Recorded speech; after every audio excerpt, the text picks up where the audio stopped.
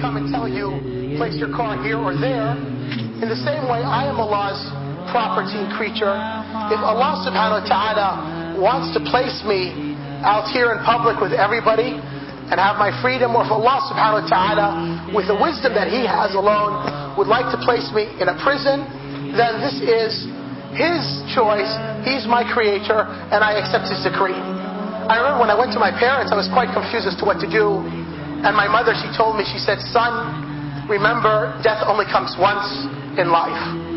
And my father, who's 84, 85 years old, is technically blind, said to me, "Son, I would prefer to see you die in prison and that you are keeping to your principles and to what you believe in, rather than for you to sell your soul and, to be rejected by yourself first and foremost, and of course by your Lord." And I remembered when I was thinking and I was trying to figure with my soul, what should I do? The Sharia teaches us, take the lesser of two evils.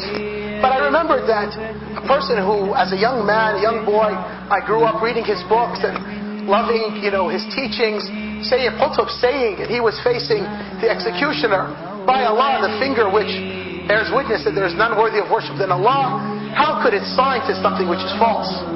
I remembered Ibn Taymiyyah, who said, "What can my enemies do with me? My paradise is in my heart. It goes with me wherever I go. To put me in prison is to let me have a khalwa, a private devotion to Allah. To execute me is martyrdom. And to kick me out of my land is a siyaha, or traveling, journeying in the path of Allah."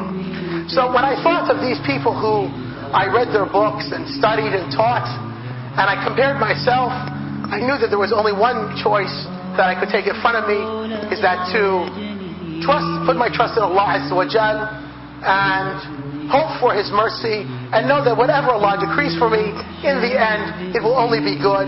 And as Umar al-Khattab used to say, I do not care in what state I wake up in the morning, whether it's good or bad, since I do not know what is good for me or what is bad.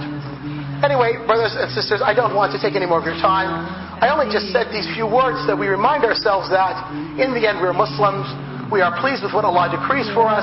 We know that what Allah has decreed for us would have never left us, and that what Allah caused us to leave us would have never hit us.